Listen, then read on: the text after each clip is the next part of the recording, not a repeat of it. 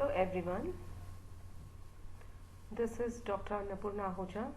Today's topic of discussion is stippling. What is stippling? It's the most commonly used word in the field of periodontics and periodontology when we examine the patient. Stippling is the creation of pattern simulating varying degrees of solidity or shading by using small dots. In forensic science, stippling refers to a pattern of gunshot residues burned into the skin that results from close proximity to a discharged firearm. A transitive verb, to engrave by means of dots and flicks. In art, stippling is drawing technique in which areas of light and shadows are created using nothing but dots.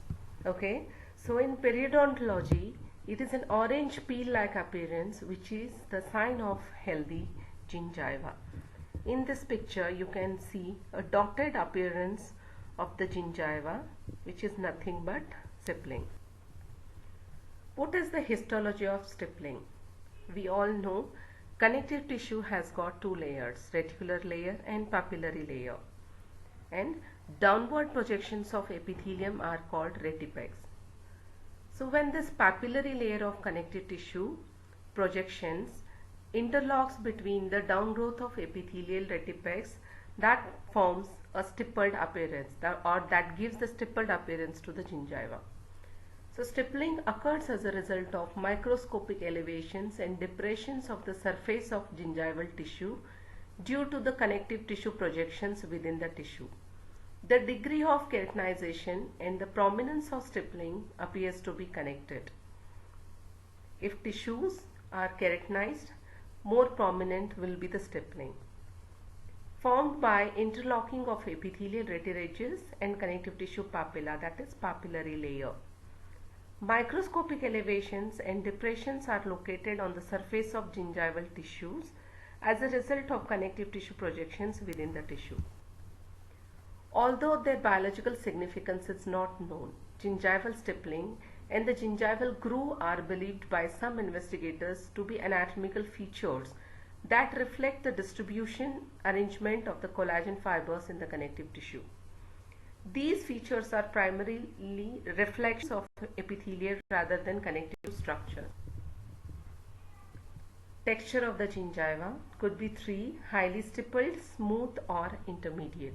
Here you can see in this picture it is showing the highly stippled, and here you can see the smooth gingiva. In another picture it is showing the intermediate gingiva. Attached gingiva and central core of interdental papilla are stippled.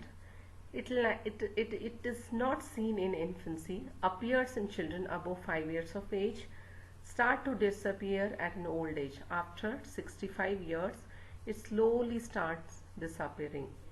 More prominent on the facial surface, not seen on lingual or palate. How do you check stippling? Stippling is best viewed by drying the gingiva. View it in bright daylight. We have to remove the salivary layer or coating on the gingiva to best visualize this stippling. So what is the significance? Stippling is a form of adaptive specialization or reinforcement of function.